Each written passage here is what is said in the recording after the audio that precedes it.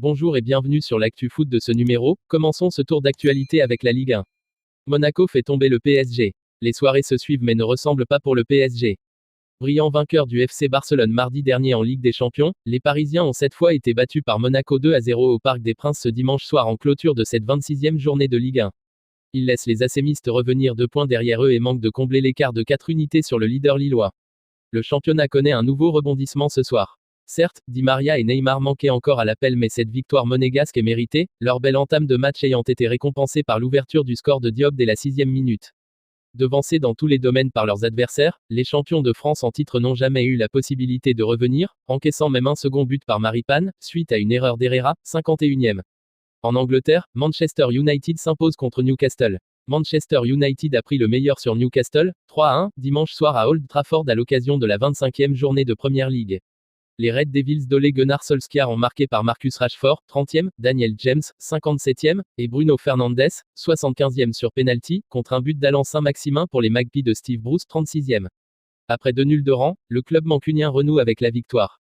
Avec 49 points, Manchester United occupe la 2e place à égalité avec Leicester City et à 10 longueurs de Manchester City vainqueur d'Arsenal, 17e avec 25 points, Newcastle ne compte que 3 longueurs d'avance sur le premier relégable Fulham. Filons en Italie avec la Serie A. L'Atalanta se défait de Naples dans un match fou.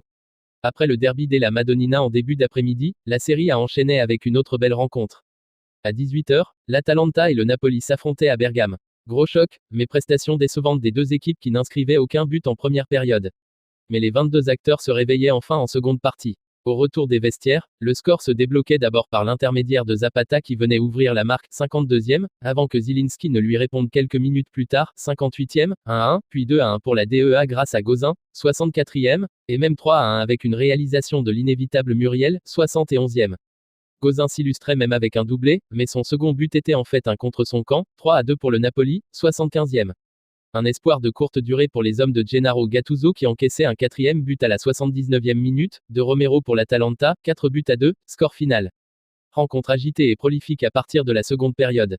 Grosse opération des Bergamasques qui passaient de la 7e à la 4e position au classement, à égalité de points avec la Roma, 3e. Merci, c'était tout pour l'actualité de ce numéro. Surtout n'oubliez pas de s'abonner à ma chaîne.